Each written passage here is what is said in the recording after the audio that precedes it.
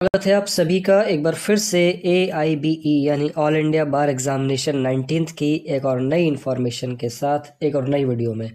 कल आप लोगों के लिए AIBE 19 की ऑफिशियल आंसर की आ चुकी है। उस ऑफिशियल आंसर की में जो बहुत सारे क्वेश्चंस हैं उनके आंसर गलत दिए गए हैं। अब उन गलत क्वेश्चंस के आंसर के बोनस मार्क क्या सबको मिलेंगे, उन गलत क्वेश्चन पर जो आप लोगों को मतलब जो गलत आंसर हैं उनके ऑब्जेक्शन कैसे रेस करने हैं विद प्रूफ मैं यहाँ पर आप लोगों को बताने वाला हूँ। ठीक है, सबसे पहले हम बात करते हैं आप लोगों की कि क्या बोनस मार्क सबको मिलेंगे या नहीं मिलेंगे। देखो, जितने भी क्वेश्चन AIBE के आंसर की में गलत दिए हुए हैं इस टाइम में, उन सभी के बोनस मार्क आप लोगों को मिलेंगे। ठीक है, लेकिन उनके बोनस मार्क मिलने का तरीका AIBE में कुछ अलग टाइप से है। ठीक है, AIBE में क्या अलग टाइप है वो मैं आप लोगों को बताने वाला हूँ। यहाँ पर आप लोग ध्यान से सुनेंगे कि मान लीजिए AIBE का क्वेश्चन पेपर आप लोगों का 100 नंबर का है। ठीक है, उसमें आप लोगों को 45 नंबर और 40 नंबर लाने होते हैं पासिंग मार्क्स के लिए। ठीक है, ये परसेंट में है। ठीक है, 45% और 40% आप लोगों को लेके आने होते हैं।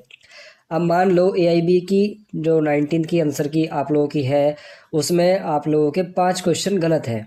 ठीक है, और AIBE उन 5 क्वेश्चन को गलत मान भी लेता है ना, BCI मान लेती है उनको, बार काउंसिल ऑफ इंडिया। तो क्या होगा, तो आप लोगों के जो 95 क्वेश्चन बनते हैं, ठीक है, 100 में से 5 गए तो 95 बचे। उन 95 क्वेश्चंस का यहाँ पर आप लोगों को 45% देखने को मिलेगा। ठीक है, 95 का 45 कितना होता है आप लोगों के लिए, अगर आप लोग देखें तो 95 का जो 45 हो जाएगा वो 43 हो जाएगा। ठीक है, 42.75 होता है वैसे तो, 43 हो जाएगा जनरल OBC के लिए, और SC ST के लिए हो जाएगा आप लोगों का 38। ठीक है, तो AIBE का जो परसेंटेज है अगर वो 5 क्वेश्चन गलत मान लेती है यानी 95 हो जाता है, तो आपका जो पासिंग परसेंटेज है वो बदल जाएगा, वो अब 43 और 38 हो जाएगा। ठीक है, 45% 40% ही रहेगा, लेकिन वो मार्क्स जो है यहाँ पर आप लोगों के कम हो जाएंगे। ठीक है, तो 100 नंबर का पेपर है, अगर आप लोगों के 45 और 40% पासिंग मार्क्स हैं उसमें से 5 गलत मान लिए, 95 सही होगा। 95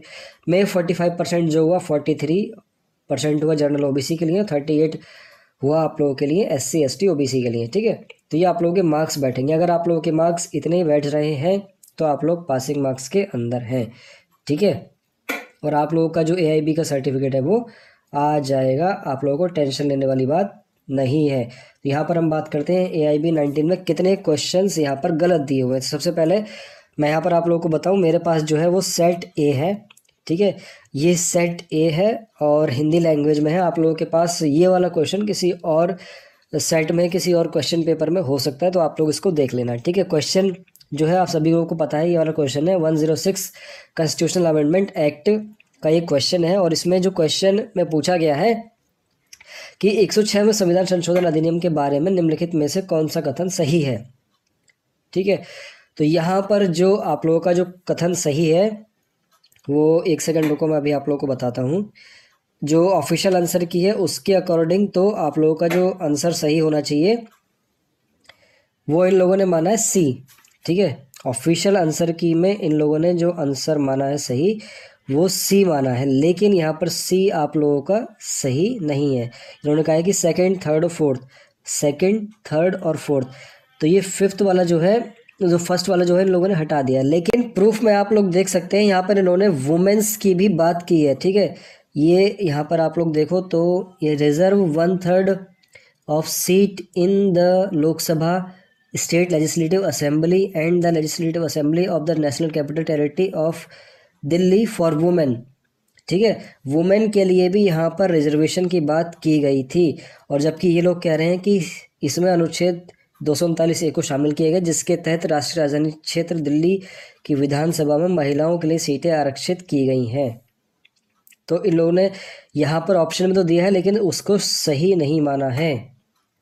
ठीक है, तो ये आप लोगों का यहाँ पर ऑब्जेक्शन रेस कर सकते हैं। ये तो वैसे मैंने नेट से निकाला है। अगर आप लोगों के पास दिल्ली अमेंडमेंट, सॉरी जो 106 अमेंडमेंट है आप लोगों के पास, अगर वो PDF फॉर्मेट में है तो उसको आप ज़रूर लगाइए। अगर नहीं भी है PDF फॉर्मेट में तो आप इंटरनेट से निकालिए और इसको आप लगा सकते हैं ऑब्जेक्शन रेस करने में। ठीक है, उसके बाद अगला जो क्वेश्चन है, अगला क्वेश्चन है आपका हिंदू मेंटेनेंस एक्ट का। ये क्वेश्चन है हिंदू मैरिज एक्ट से, ये क्वेश्चन है 1955 का। ठीक है, यहाँ पर पूछा गया था कि हिंदू विवाह अधिनियम की धारा 15 के तहत तलाकशुदा व्यक्ति को दोबारा शादी करने के लिए डिग्री की तारीख से 1 वर्ष की अवधि का इंतजार करना होगा, डिग्री की तारीख से 6 महीने की अवधि का इंतजार करना होगा, अधिकार के तौर पर अदालत की अनुमति के बिना तुरंत बाद शादी कर सकता है, इनमें से कोई नहीं।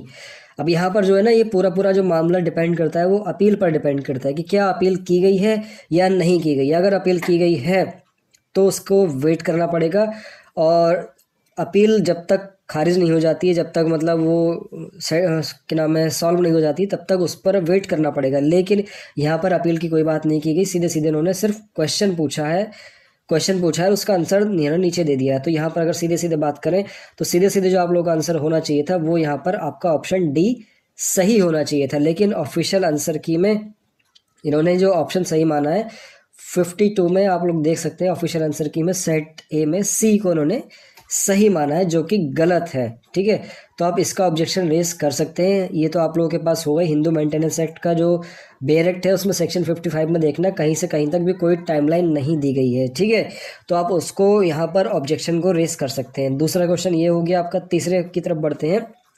तीसरा क्वेश्चन है आप लोगों का, ये तो बहुत ही सिंपल क्वेश्चन है, न जाने इन्होंने कैसे गलत मान लिया है। ये क्वेश्चन है आप लोगों का इंफॉर्मेशन टेक्नोलॉजी एक्ट 2000 से है, जिसकी डेफिनेशन दी हुई है सेक्शन 21W में। ठीक है, इसमें पूछा गया है कि इंटरमीडिएटरी कौन है, कौन उससे शामिल किए गए हैं। तो यहाँ पर साइबर कैफे, दूरसंचार नियामक, इंटरनेट सर्विस प्रोवाइडर और सोशल मीडिया प्लेटफॉर्म की बात की गई है। ठीक है, इन्होंने जो उन्होंने ऑप्शन सही माना है 74 में, वो बी इन्होंने सही माना है। ठीक है, 1, 3 और 4 इन्होंने सही माना है। लेकिन कौन कौन से शामिल किए गए हैं वाली बात की जा रही है यहाँ पर। तो यहाँ पर जो आप लोगों के कोचिंग सेंटर वाले हैं और जो बाकी लोग हैं वो ये मान रहे हैं कि 52 क्वेश्चन है ना, ये आपको 74 है, तो 74 में जो आप लोगों का सही होना चाहिए वो सी ऑप्शन यहाँ पर सही होना चाहिए। सी ऑप्शन में क्या क्या दिया हुआ है? सी ऑप्शन में दिया हुआ है 1, 2 और 4। ठीक है, 1, 2 और 4 में यहाँ पर साइबर कैफे, दूरसंचार नियामक और इंटरनेट